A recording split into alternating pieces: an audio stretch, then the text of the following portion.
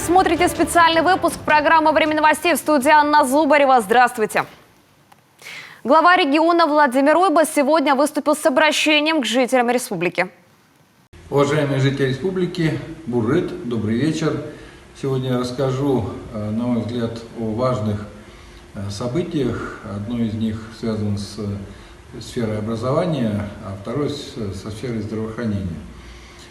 Сегодня очень значимый и знаковый день для всех педагогов, не только в республике, но и в России. Сегодня исполнилось бы 80 лет со дня рождения знаменитого педагога, новатора Александра Александровича Католикова.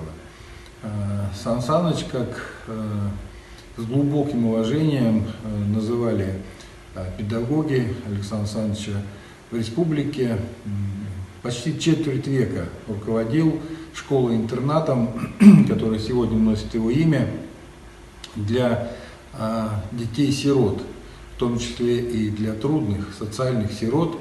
И основное, что вносил в воспитание детей-сирот Александр Александрович, я думаю, конечно, любовь к детям. И именно этом, да, я даже не могу сказать построено, именно вот на этой миссии любви к детям и была особая школа Александра Александровича Католикова, и вся страна, все педагоги съезжались к Александру Александровичу за вот этим передовым опытом, посмотреть, как уникальный педагог работает с детьми, и самое главное, на те результаты, которые были у Александра Александровича, особенно вот с трудными детьми, которые были лишены родительского воспитания.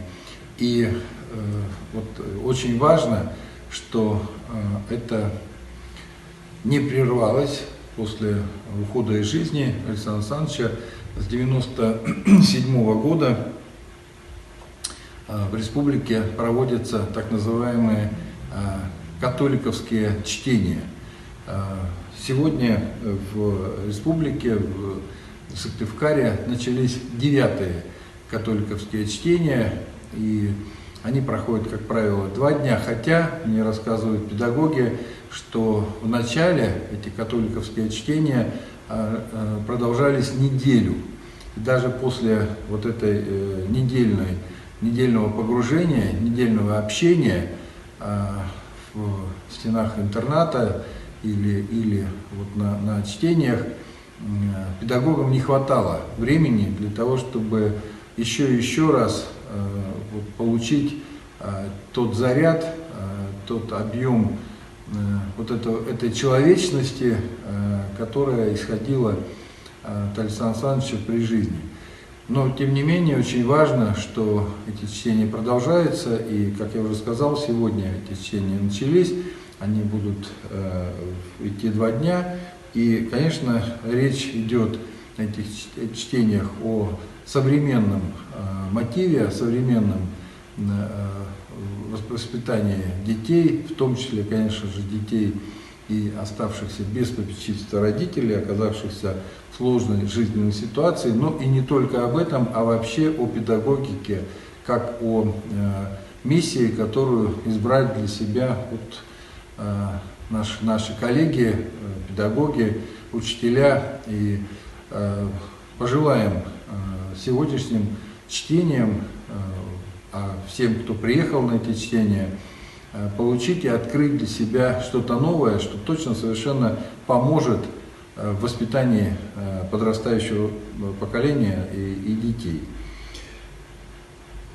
И второе, как я и сказал, это связано с отраслью здравоохранения, это поручение, которое я дал Минздраву после посещения Воркуты и посмотрев здравоохранение Воркуты, как и вот недавно я рассказывал о детской республиканской детской больнице, то в Воркуте точно так же недостаточно оборудования, медицинского оборудования, современного, именно диагностического оборудования. И мы в рамках своей региональной программы по профилактике онкологических заболеваний для Воркуты закупили очень современное диагностическое оборудование. Это ультразвуковой аппарат экспертного класса, это эндоскопическое оборудование для исследования пищевода, желудка, но не просто диагностика, это еще может быть и во время исследования эндоскопия.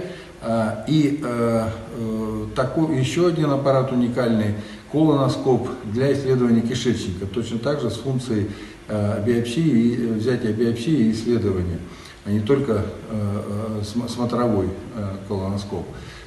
Безусловно, вот это оборудование позволит своевременно выявить начальные стадии заболевания, именно онкозаболевания. Это очень важно, потому что заболевания, выявленные в начальной стадии, в первой стадии, это излечимые заболевания. И прогноз жизни у таких пациентов достаточно высок. Поэтому самое важное сейчас, и мы на это ставим упор, ни в коем случае не экономить на жизни и здоровье людей. Вкладывать в оборудование, в современное оборудование с тем, чтобы как можно раньше диагностировать заболевание и его пролечить. И в завершении, как обычно, об эпидобстановке, мы немножко выросли. За сутки у нас 265 случаев заболевания коронавирусом. Вчера было 260. Выздоровело 291 человек. Как и ничего не меняется у нас по городам основным, где болеют от Сыктывкар. Ухта, добавился Усинск, 84, 53 и 17 случаев соответственно. По коечному фонду пока мы не добавили 2509 коек, но занятых немножко подросло. 2016 коек, вчера было, как вы помните, 2004 койки заняты. Но будем соблюдать вот этот 20% разрыв, потому что, еще раз говорю, это очень важно, чтобы не получилось так, что у нас при резком подъеме просто не будет недоставать коек. Вот по заболевшим я, к сожалению, должен все-таки говорить и о том, что кроме заболевших, кроме выздоровевших, у нас все-таки пополняется список умерших. И мы делаем постоянно ежедневный анализ по умершим. Но на вчерашний день у нас умерло с начала пандемии 1846 человек. Вот вы знаете, ну такое сравнение, это ведь крупный населенный пункт, да? А в условиях нашей северной территории это несколько населенных пунктов.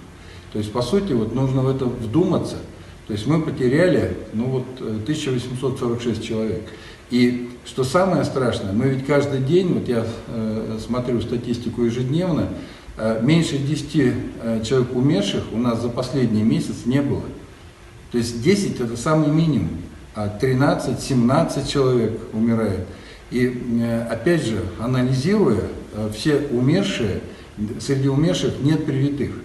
Вот я снова и снова возвращаясь к тому, что среди заболевших есть, я вам говорил, что это от 1 до 2% среди заболевших есть привитые, но среди умерших привитых нет.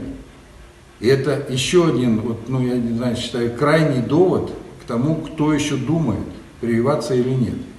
Еще раз напомню, дельта, которая сейчас в основном, к сожалению, царствует на территории России, штамм коронавируса, он с очень коротким инкубационным периодом. Если первоначальный коронавирус, вот, ну, как мы его называем, классический SARS, он был все-таки 2 недели инкубации, да, и мы успевали вовремя и диагностировать, и начать лечение, то у дельты очень короткий инкубационный период, 2, максимум 3 дня. А дальше все, дальше начинается деструктивное разрушение легких. И 5-6 сутки, по сути, мы видим уже тотальное поражение легких, 50 и более процентов. И спасти таких людей практически невозможно. Поэтому еще раз прошу присоединиться вот к тем нашим жителям уважаемым, которые прошли вакцинацию. Их сегодня уже 260 274 человека, за что им огромное спасибо. И приходить и вакцинироваться.